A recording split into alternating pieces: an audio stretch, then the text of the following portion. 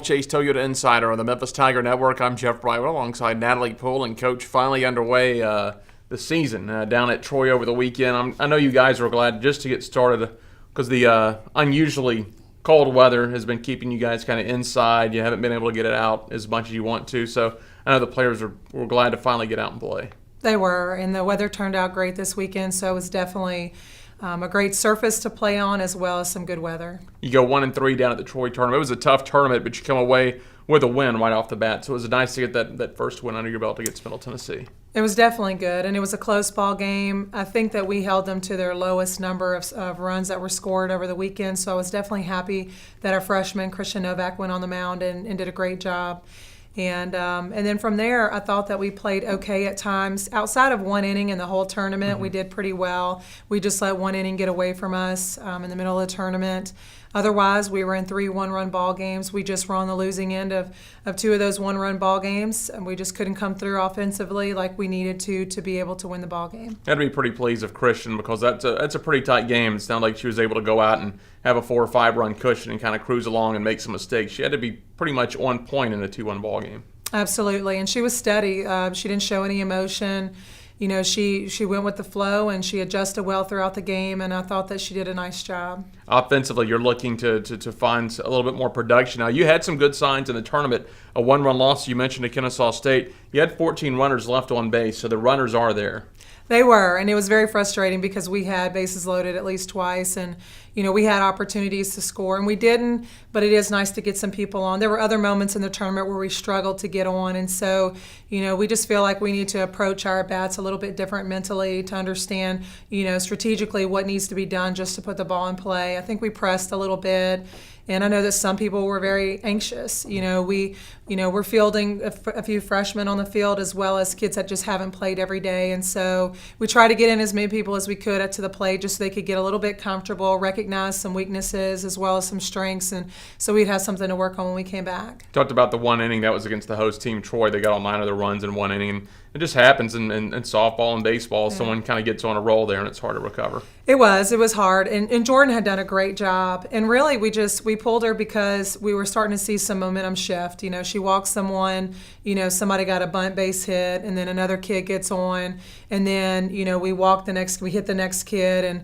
then we have a wild pitch, or kind of I'm not sure if it was in that order, but we just felt like she might have been losing her mechanics, and so we just wanted to pull the trigger early. Anticipated Callie to come in and do a nice job, and she gave up a few hits and gave us some playable balls. We made a few mistakes, and then from there, Christian, I felt like she looked different than she did the first day, and so but we talked about the difference in coming in a ball game when their momentum is already rolling rather than beginning a game, and so as a freshman, I think it's a good learning experience for them, and so it was just frustrating because it was literally one inning of the whole tournament that we didn't have good command of defensively as well as pitching.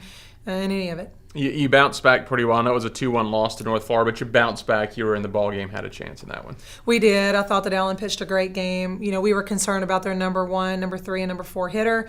And their number 1 in the first inning, she walks. Number 3 ends up getting on, and then number 4 is the one that hits the ball to drive in the runs. And so after that, I thought that she toughened up, threw really well against all of their hitters, including their best hitters. And so we played a good defensive game.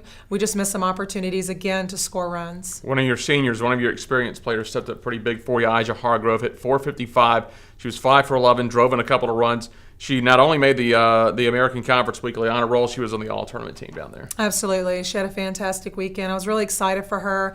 It's taken some time for her to find her place exactly where she wants to be at the plate, and she just did a great job, and I'm really proud of her. Well, it doesn't get any easier. You're going to go down to that Ragin Cajun Classic at Lafayette, and you've got a couple of ranked teams you're going to see down there in the rest of the competition. They might not be ranked, but they're going to be very tough. You got number 5 Michigan, you got number 13 Lafayette, also Valpo, and you're going to play twice against Boston College. We are. It should be a great tournament. We talked about the pitching not getting any easier, so really it's going to be our mental approach to the plate, which is something that we're going to be working on. We're definitely excited about getting out and being able to play a good number of games on the weekend again. It gives us a chance to adjust quickly instead of sitting around for a whole week. That's the one thing I like about this sport, and so I look forward to coming out and doing some things better. Now, you had good weather down at Troy. It was a good tournament.